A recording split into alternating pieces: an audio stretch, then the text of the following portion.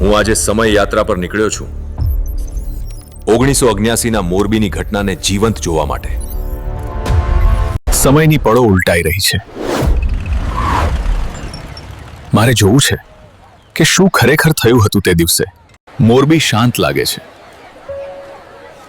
પણ કોઈ જાણતું નથી કે આ શાંતિ ટકી નહીં શકે। હું લોકો સાથે વાત કરી રહ્યો છું। આ શહેરમાં જીવંતપનાનું એક અનોખું સૌંદર્ય છે।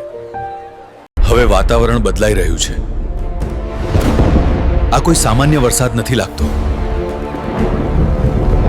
ડેમના કર્મચારીઓ ચિંતા પામી ગયા છે। સ્પિલવે ક્ષમતા પાર કરી રહી છે। ડેમના દિવાલ પર તિરાડ। નક્કી છે કે કંઈક ભયાનક બનવાનું છે। ડેમ તૂટી ગયો। ભગવાન, પાણીએ બધું તરબોળ કરી દીધું। લોકો ભેજમાં દોડે છે, પણ કોઈ બચી શકતું નથી। માતાઓ બાળકોને બચાવે છે, પણ બળદની જેમ પાણી બધું ઉખેડે છે। હું હવે ઇતિહાસનો દર્શક નથી, હું ભાગ બન્યો છું।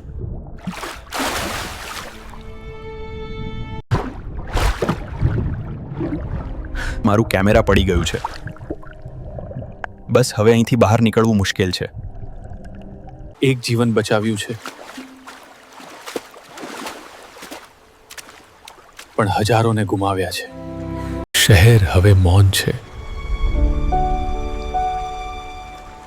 જીવંત રહેવું માનવીની હિંમત છે। આ કેમેરામાં મેં જે જોયું તે આજે પણ આંખોને ભીની કરે છે। હવે હું પાછો છું, પણ એ યાદો મારી સાથે જ રહી છે। ક્યારેક વાર્તાઓ જીવાય છે। આજે ફરીથી ધોરણ તૂટે છે। પાટા બદલાઈ રહ્યા છે। હવે સમય છે જાગવાની। જાણો ઇતિહાસ, બચાવો ભવિષ્ય। મચ્છુ માત્ર એક યાદગાર ઘટના નથી, તે ચેતવણી છે। ઓમ નમઃ શિવાય।